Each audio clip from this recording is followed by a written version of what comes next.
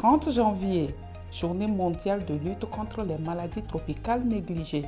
Dans ce numéro de Santé d'abord, nous évoquerons la célébration de cette journée et les différentes actions menées par l'État et ses partenaires dans le processus d'éradication de ces maladies au Togo. Bienvenue dans Santé d'abord.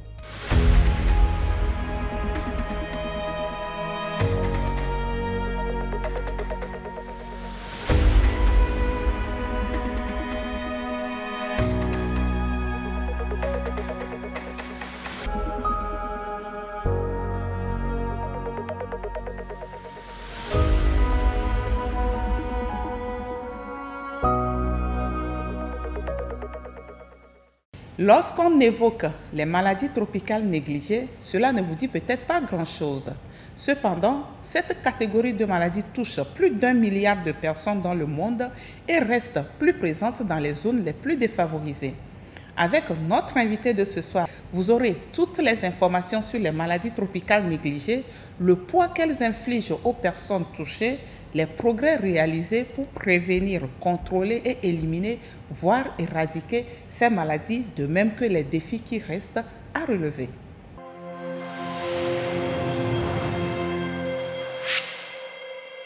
Je vous l'annonçais tout de suite dans mon introduction, Dr Jacques Biram Nyasike est le coordonnateur du programme national de lutte contre les maladies tropicales négligées. Docteur, bonsoir. Bonsoir, Olivier. Nous vous espérons en pleine forme.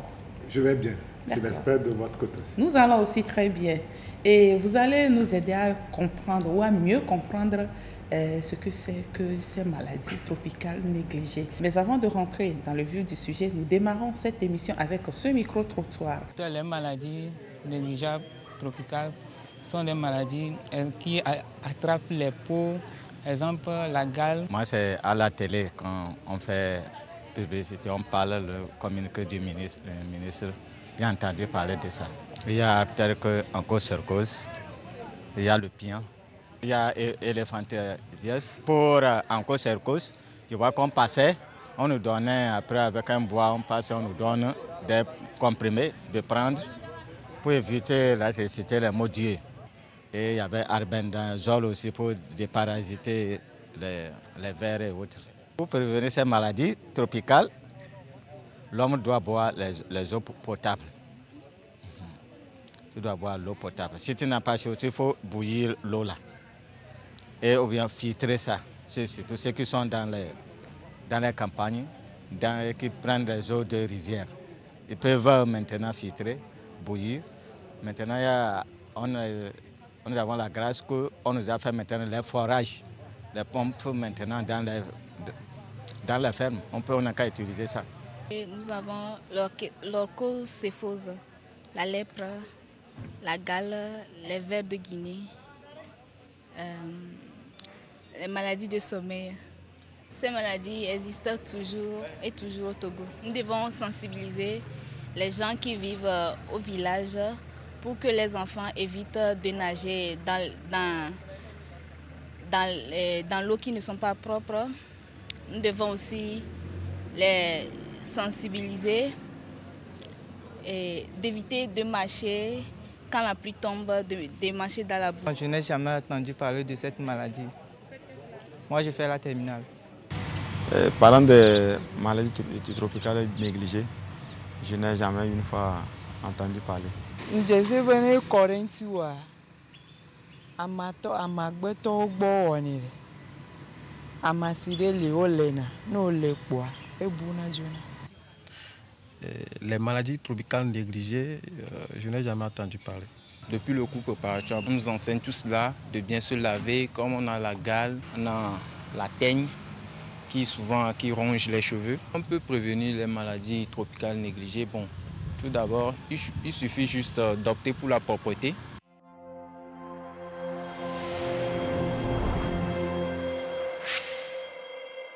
Chers téléspectateurs, nous sommes de retour sur ce plateau. Dr Nyasike, voici l'avis de nos chers téléspectateurs sur ces maladies tropicales négligées. Qu'est-ce que vous en dites? Merci. Plusieurs parmi eux quand même ont évoqué des maladies qui font vraiment partie de cette liste de maladies tropicales négligées. Mais on voit également qu'une grande partie de la population ne sait pas vraiment ce que c'est. Certains n'en ont même jamais entendu parler. Voilà, c'est ça. Donc, c'est vrai que c'est un concept qui est nouveau, mais quand on parle des maladies qui font partie de la liste, les gens sont plus au courant. Alors, dites-nous avec exactitude ce soir, qu'est-ce que c'est que ces maladies dites tropicales négligées? Voilà. Les maladies tropicales négligées est un ensemble de maladies. Il y en a au total 21 maladies que l'OMS a regroupées parce qu'ils ont un point commun. Ce sont des maladies qui ont été négligées par la recherche scientifique. Donc, il y a peu d'argent qui vont dans la recherche pour ces maladies. Et à titre d'exemple, jusqu'à peu, on avait à peine 1% des ressources allouées à la recherche de la santé qui étaient attribuées à ces maladies. Donc, ce sont des maladies qui ne sont pas très bien connues, mais qui touchent surtout des populations pauvres. Ce sont des maladies, on le dit souvent, quand le goudron ou la route finit, c'est là où commencent les maladies tropicales négligées. Ce sont des maladies qui touchent également des personnes qui vivent dans des zones défavorisées. Pas d'accès à l'eau, pas d'accès à tout ce qui est assainissement de base. Et donc ces maladies-là sont au nombre de 21. Mais au Togo, nous en avons 16 qui sont prioritaires. Il y a l'onchocercose, qui est appelée encore cécité des rivières, qui entraîne donc une cécité. Il y a une autre maladie qui est provoquée par la mouche tchétché qu'on appelle maladie de sommeil ou la trypanosomiase humaine africaine. Nous avons la filariose lymphatique qui est provoquée par une piqûre de moustique et qui entraîne ce qu'on appelle l'éléphantiasis ou bien l'hydrocèle. Ces deux maladies, c'est-à-dire les bourses qui sont très grosses. Nous avons également la lèpre, nous avons le pian, nous avons encore ce qu'on appelle les schistosomiases, c'est-à-dire la bilharzose urinaire. Nous avons encore d'autres maladies comme la rage, les morsures de serpent, la dengue qui vient de faire des dégâts au nord au Togo. Voilà, donc ça fait un peu la liste des maladies tropicales négligées. Est-ce que le Noma fait partie de ces 16 maladies? Voilà, donc le Noma également fait partie de ces maladies tropicales négligées. Et le Noma existe aussi chez nous ici au Togo? Oui, nous avons encore des cas de Noma au Togo. C'est une maladie qui touche essentiellement les enfants entre 2 et 6 ans et qui se manifeste par une gangrène fulgurante de la bouche et de la muqueuse buccale. C'est une maladie qui touche les enfants malnutris. Donc vous voyez que nous sommes toujours dans un contexte de pauvreté et voilà. Et cette maladie entraîne très rapidement la mort de l'enfant. Nous avons un taux de mortalité qui peut atteindre les 90%.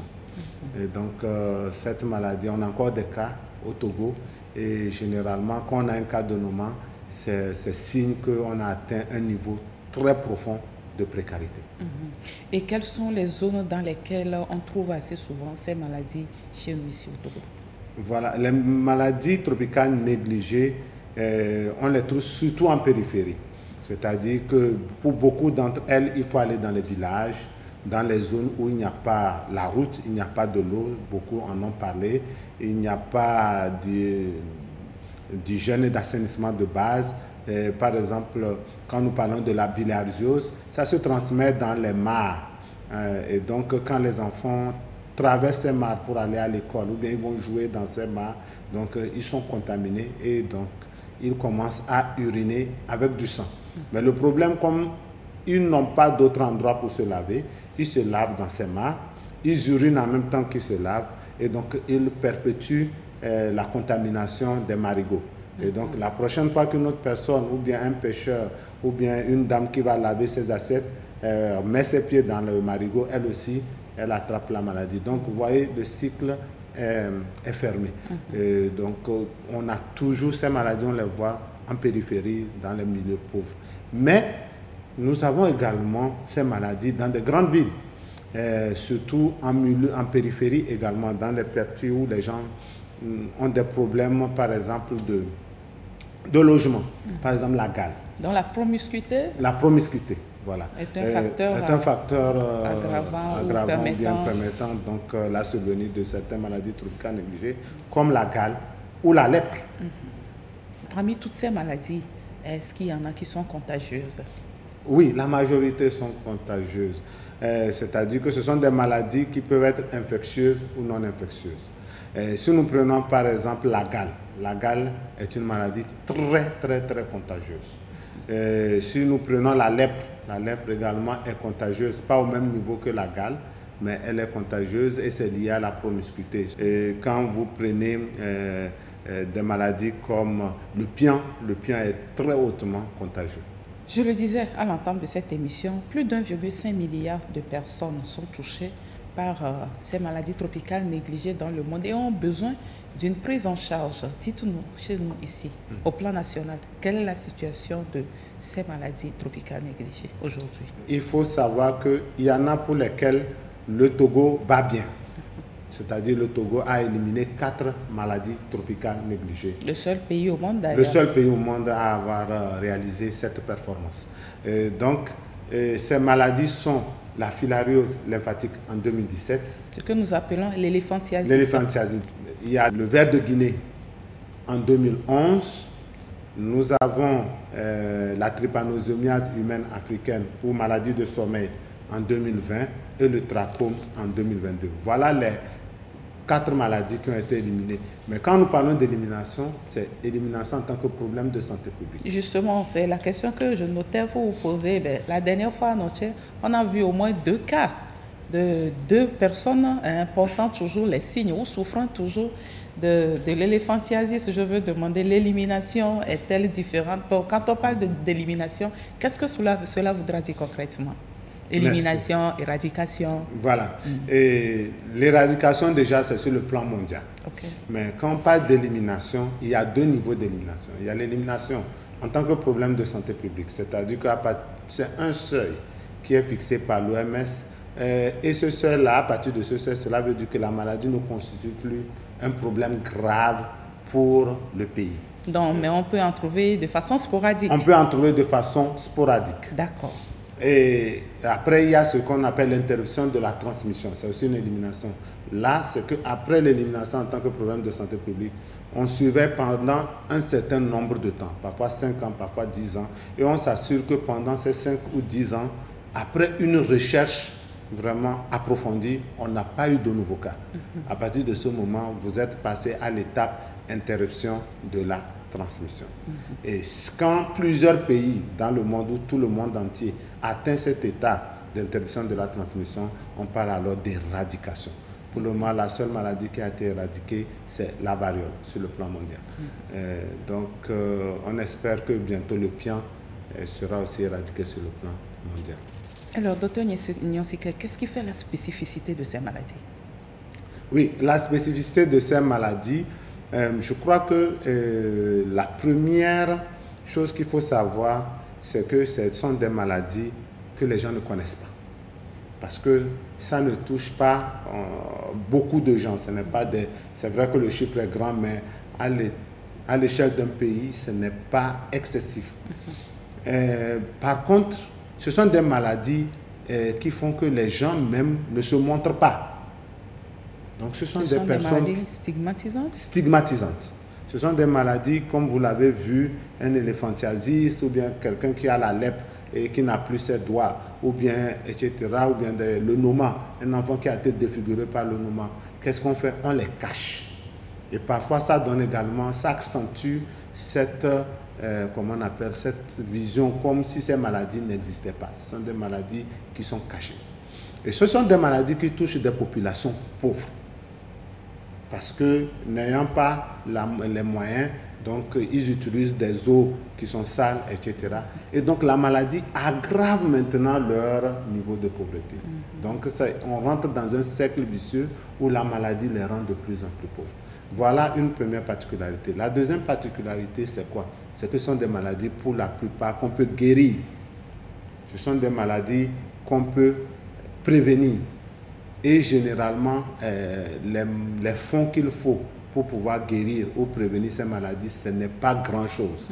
Vous voyez que nous sommes devant quelque chose qui est incompréhensible. Ouais. C'est-à-dire que ce sont des maladies qu'on peut guérir, qu'on peut prévenir, mais puisque ce n'est pas très connu, et donc ces maladies ne bénéficient pas du financement nécessaire pour qu'on puisse les éradiquer. En tout cas, on est au moins content et rassuré que depuis 2012, l'Organisation mondiale de la santé s'est engagée véritablement dans le traitement ou la prise en charge de ces malades et dans la prévention de ces maladies. Et nous espérons que leur objectif serait atteint d'ici à 2030. Zéro MCN en Afrique, n'est-ce pas, Dr Nyansike? Oui. Vous avez évoqué quelques causes de ces maladies tropicales négligées. Est-ce qu'on connaît les causes de tout le lot de ces maladies, surtout les 15 ou les 16 que vous avez cités, qui sont présentes chez nous? Pour certaines, effectivement, on connaît très bien comment elles se transmettent. On sait que, par exemple, l'onchocercose, c'est par la piqûre d'une mouche noire, et que l'exemple de la schistosomia, je vous ai parlé. Mais pour certaines maladies, jusqu'alors, on ne sait pas comment la maladie se transmet. Par exemple, l'ulcère de Burley, qui est une maladie tropicale négligée, qui entraîne de grandes ulcérations, surtout qui touche beaucoup les enfants et qui entraîne à la fois des malformations, des séquelles graves. L'ulcère de Burley, jusqu'alors, nous ne savons pas exactement comment cette maladie-là se transmet. Et donc, c'est là où la recherche est vraiment très importante. Il faut investir massivement dans la recherche de ces maladies tropicales négligées afin de savoir quelles sont les causes. Mais pour beaucoup, effectivement, on sait comment elles se transmettent. Docteur Nyansike, est-ce qu'il y a des zones dans lesquelles on retrouve assez souvent spécifiquement l'ulcère de Burley? Oui, l'ulcère de Burley, c'est essentiellement au Togo, dans la région maritime. Donc, les districts de Zio, de Vaud, sont les districts, et de la V un peu, sont les districts les plus touchés, et de Yorton. Voici. Donc c'est essentiellement dans la région maritime, parce que nous savons que c'est une zone qui est propice au développement du microbe. Même si nous ne savons pas très bien comment ça se transmet, mais c'est une zone très propice à cause de la présence des marécages, etc., qui sont propices au développement du microbe. D'accord. Chaque maladie a sa prise en charge. Il y a essentiellement deux grands groupes de prise en charge. Le premier grand groupe de maladies, appelé maladies à traitement de masse, ce sont des maladies pour lesquelles nous donnons des médicaments à toute une population dans une zone où nous savons que la maladie existe. Donc là, pour éliminer la maladie, on ne traite pas la personne qui est malade, mais on traite toute la population pour éviter que le microbe continue de circuler. Et ces maladies sont au nombre de 5. C'est l'onchocercose, la filariose lymphatique, les schistosomiases, les vers intestinaux et le trachome. Pour ces 5 maladies, le traitement se fait. C'est ce que nous appelons les traitements de masse. C'est ce que le monsieur a dit tout à l'heure, qu'il y a des agents de santé communautaire qui viennent avec des bâtons et qui leur partagent les médicaments dans les maisons. Voilà. Donc ça, c'est le premier groupe de traitement. Et le deuxième groupe de traitement, c'est qu'on traite les personnes au cas par cas. Quand nous prenons le cas de la lèpre, quand nous prenons le cas du pian, quand nous prenons le cas de l'ulcère de Burley, c'est la personne malade qu'on traite. Quand nous prenons la morsure de serpent, c'est la personne malade qu'on traite. La rage, etc. Voici donc les deux grands types de traitements. Et pour chaque maladie, Dieu merci, nous avons un traitement efficace qui existe. Et ce traitement est gratuit dans la majorité des cas. Un traitement gratuit est disponible dans tous les centres de santé au Togo? Est disponible dans tous les centres de santé au Togo. Pour certaines maladies, c'est plus difficile, mais pour la majorité, le traitement est disponible et gratuit. D'accord. Donc vous nous dites ce soir que toute personne qu'on verra avec un quelconque signe de ces maladies peut se rendre dans n'importe quel centre de santé, dans n'importe quelle localité. Oui, la prise en charge est gratuite, mais comme je vous l'ai dit, dans la prise en charge, il y a plusieurs aspects. Donc il peut y avoir des aspects qui ne sont pas totalement gratuits, mais l'État fait des efforts, les partenaires nous appuient pour que cette prise en charge soit complètement gratuite. D'accord. La mairie de Nontchien a servi de cadre pour une consultation foraine pendant les activités comptant pour la célébration de la Journée mondiale des maladies tropicales négligées édition 2025. 2 patients ont retenu l'attention de l'équipe de santé d'abord.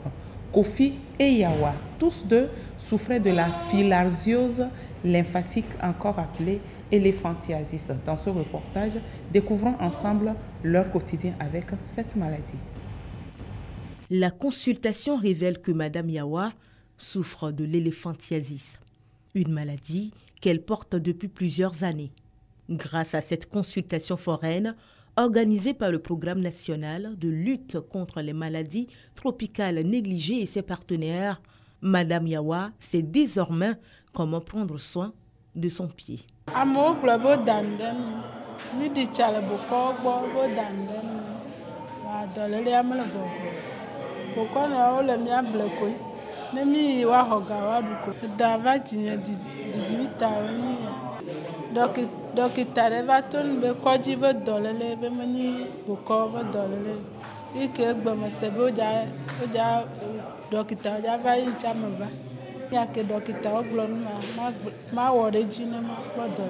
Moussa, également souffrant d'une filariose lymphatique, espère comprendre l'origine de sa maladie et une guérison rapide. Dans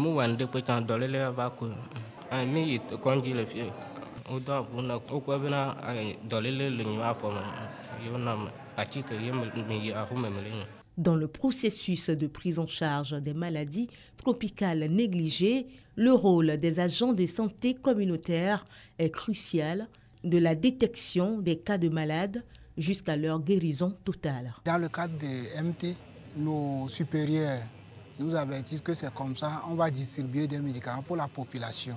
Premièrement, on nous forme avec tous les essais de la formation sanitaire et après tout, on nous remet des médicaments pour aller traiter la population. Et au retour, on vient pour donner un rapport. Au fait, nous, on ne prend pas en charge directement les cas, mais on donne des médicaments tels que albendazole, praziquantel, ivermectine pour lutter contre les cas. Si ça nous dépasse, nous on réfère vers les agents de santé. L'Organisation mondiale de la santé appelle à s'unir et agir pour éliminer les maladies tropicales négligées. Des gestes forts nécessaires pour réussir à avoir une Afrique exempte des maladies tropicales négligées d'ici à 2030.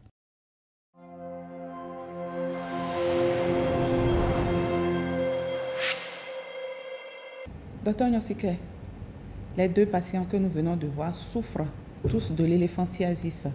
La dame, on vous a vu en train de... Qu'est-ce que vous étiez en train de faire en lui lavant son pied? Cette dame a un éléphantiasis et cette tuméfaction de la jambe souvent entraîne des infections à répétition. Et donc, ce que nous venons de faire, ce que vous avez vu, c'est un lavage de la jambe. C'est un acte que la patiente doit poser elle-même ou bien également dans les hôpitaux afin d'enlever tout ce qui est saleté, tout ce qui est microbes. Parce que la présence de ces microbes, la présence de ces saletés dans les plis entre les orteils déclenche des infections à répétition qui à la fin vont aggraver son éléphantiasis. Donc c'est ce que vous avez vu, c'est une technique que les personnes elles-mêmes et les agents de santé doivent connaître afin de réduire les complications liées à cet éléphantiasis. D'accord. Mais le pied est-il toujours malade? Non. En fait, ce sont des séquelles. Comme elle a dit dans la présentation, elle a eu ça depuis 18 ans. En ce moment, donc, la maladie était encore circulaire plus ou moins. Et donc, ce que vous voyez, ce sont des séquelles de cette maladie. C'est-à-dire, on peut guérir de la filariose lymphatique, mais les conséquences, les complications de cette filariose lymphatique, qui sont l'éléphantiasis, peuvent persister pendant très très longtemps. La dame avait un bébé. La surinfection n'est pas contagieuse? Non, non. La surinfection n'est pas contagieuse et même la filariose lymphatique n'est pas contagieuse. En fait, si vous avez la filariose lymphatique, un jour, si quelqu'un l'a, c'est parce que cette personne aura été piquée par un moustique qui est infecté. Mais il n'y a pas de contamination d'homme à homme. L'agent communautaire, la dame a dit qu'elle a été informée de cette campagne foraine par l'agent communautaire. Ça veut dire que les agents communautaires jouent un grand rôle dans nos sociétés, dans nos contrées, en ce qui concerne toutes les maladies et surtout les maladies tropicales négligées, n'est-ce pas? Oui, c'est vraiment le maillon le plus important de la lutte contre les maladies tropicales négligées. Ils sont en contact direct avec les populations et c'est eux, comme il l'a dit, qui donnent les comprimés dans le cadre de traitement de masse pour éviter la transmission ou bien le cycle de contamination des maladies. Ce sont également eux qui aident la population en cas de sensibilisation sur ces maladies tropicales négligées et nous permettent lors des consultations foraines comme ce que vous venez de voir, ce sont eux également qui invitent les populations à venir. Et quand le traitement est donné, ils sont chargés du suivi de ce traitement-là en communauté. Donc c'est vraiment un maillon très important dans la lutte contre les maladies tropicales négligées. Le 30 janvier de chaque année est dédié à la sensibilisation et à la lutte contre les maladies tropicales négligées. C'est dans ce cadre de cette célébration que vous avez organisé cette campagne foraine. Est-ce que par moment ou sporadiquement, au cours de l'année, vous organisez ces genres d'activités? Oui. Ou bien c'est seulement au cours de la journée? Non. Les consultations foraines, on en fait environ 200 chaque année. D'accord. Dans les villages du Togo.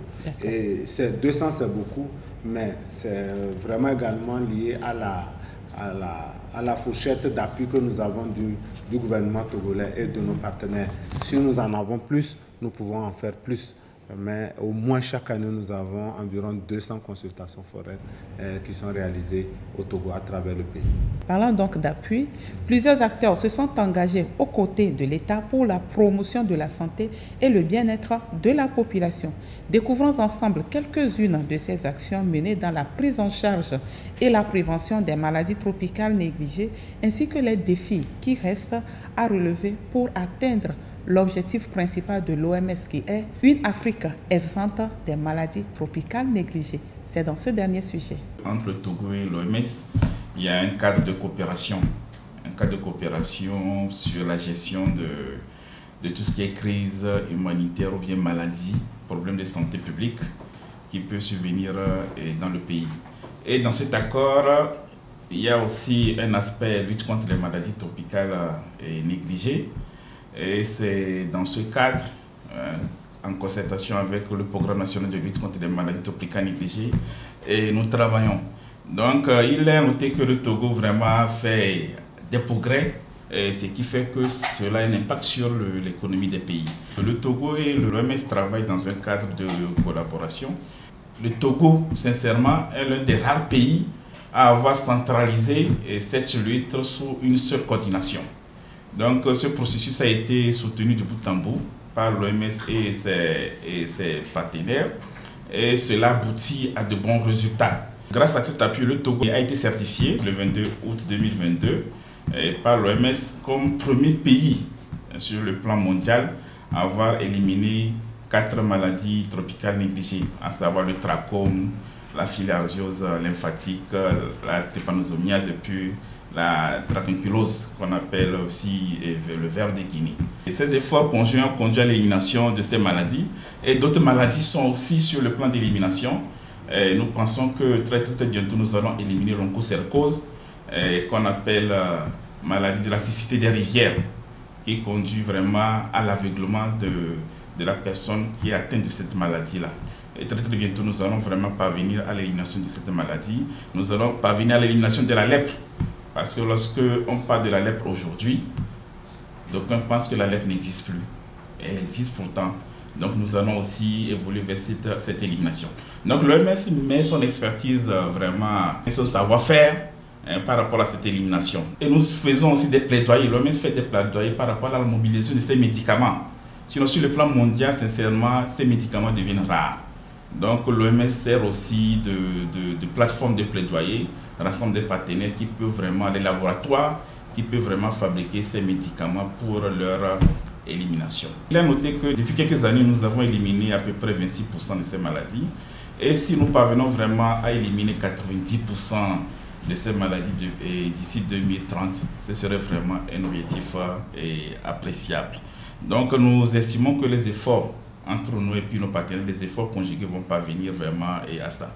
Il faut aussi encourager le gouvernement qui a créé des cadres, un cadre de lutte contre ces maladies. Donc le Togo a à son sein un cadre de coordination multisectorielle. Parce que nous évoluons maintenant vers ce qu'on appelle le concept One Health, c'est-à-dire la santé n'est plus l'apanage de la santé seule. Donc dans ce concept One Health, il y a la santé animale, la santé humaine, il y a l'agriculture, il y a l'environnement. Donc ce cadre a été créé et puis nous avons créé aussi un cadre de pérennisation des ressources parce que les ressources deviennent de plus en plus rares. Il faut mettre en place un cadre de pérennisation. Donc le Togo, sous l'égide du gouvernement, a vraiment mis en place cette plateforme de lutte. Et je pense qu'en avançant, nous allons aboutir vraiment à cet objectif de 2030. L'OMS et ses partenaires réaffirment vraiment leur engagement par rapport à la lutte que nous menons depuis des années contre cette maladie. Nous tenons vraiment à remercier aussi le gouvernement qui essaie de déployer des efforts aux côtés des autres partenaires. Nous tenons à remercier tous ces partenaires et nous réaffirmons vraiment cet engagement-là. Que l'OMS va faire sa partition pour que nous puissions aboutir vraiment à zéro maladie tropicale négligée au Togo.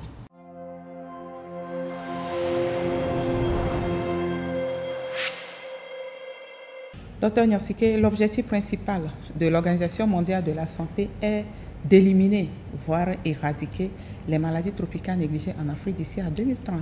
Peut-on espérer l'atteinte de cet objectif? Merci pour cette question. Effectivement, dans le cadre de la lutte contre les maladies tropicales négligées, l'OMS a sorti une feuille de route 2021-2030 avec des cibles bien claires pour chaque pays et également pour le monde entier. On espère par exemple d'ici 2030 arriver à l'éradication d'au moins 2 maladies tropicales négligées. J'ai parlé du pion, nous avons parlé du ver de Guinée. Ils espèrent également qu'au moins chaque pays puisse éliminer au moins une maladie tropicale négligée. Le Togo a déjà éliminé 4 maladies, donc le contrat est déjà rempli pour nous. Mais le chemin est encore difficile parce qu'il y a encore beaucoup de pays qui ont des difficultés à avancer et à atteindre les objectifs de l'OMS. Au Togo, nous sommes sur la bonne voie. Nous en avons éliminé 4 et nous avons 4 qui sont dans notre viseur d'ici 2030. Le 30 janvier passé, le programme national de lutte contre les maladies tropicales négligées dont vous êtes le coordonnateur et l'ensemble de vos partenaires avaient célébré la journée à Notchen. Pourquoi avoir choisi Notchen? Oui, nous avons choisi Notchen pour 2 raisons. La première raison, parce que c'est une ville, un district qui a beaucoup lutté dans l'élimination d'une maladie tropicale négligée, le ver de Guinée. Et la population, la communauté, les forces vives se sont mobilisées à un moment donné pour pouvoir permettre l'élimination de cette maladie ailleurs. Mais vraiment, nous voulions louer l'effort qui a été mené dans cette zone.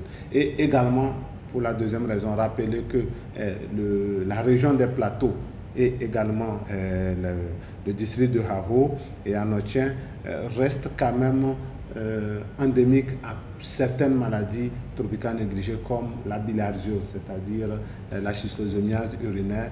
Et donc cette journée nous permet de faire la sensibilisation auprès des communautés, auprès des forces vives, auprès de la population, afin que les activités de lutte contre cette maladie et contre les autres maladies tropicales négligées soient suivies. Pouvez-vous nous rappeler ce soir comment reconnaître la bilharziose et l'ulcère de Buruli dans nos communautés?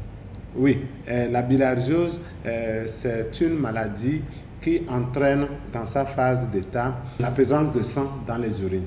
C'est-à-dire que quand un enfant, et ça touche aussi bien les garçons que les filles, c'est-à-dire quand ils urinent, à la fin de l'urine, il y a du sang qui sort. En fait, cela est dû à un microbe, à un parasite qui, quand il rentre dans le corps, pendant que l'enfant nage ou bien que la personne travaille ou bien lave les assiettes, pour les femmes vont pour les activités, il va directement au niveau de la vessie. Et arrivé au niveau de la vessie, il se développe et il détruit la paroi vésicale. Et c'est ainsi que ça entraîne des plaies.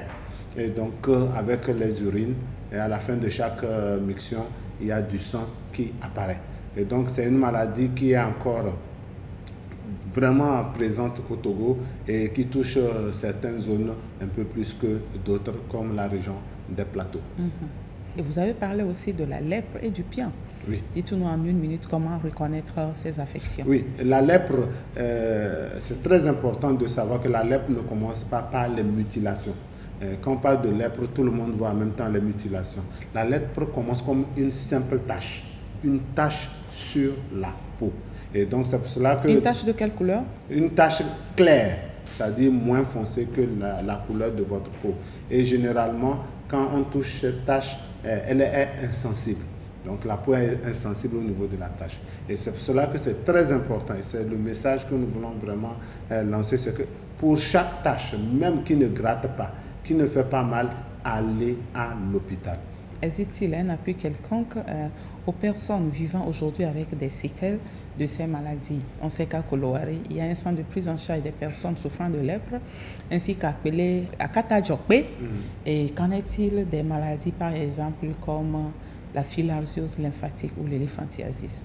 Oui. Qu'est-ce qui est prévu pour ces personnes? Vous avez pleinement raison, parce que c'est là où nous avons un gros défi à relever, parce que ces personnes ont besoin d'un appui holistique, aussi bien médical, comme vous l'avez vu, mais également social, et parfois même sur le plan mécanique, pour les aider à marcher. Vous voyez des personnes qui sont marginalisées, des personnes qui ne peuvent plus aller au champ, des personnes qui n'ont plus leur place dans la population et des personnes qui sont de plus en plus pauvres.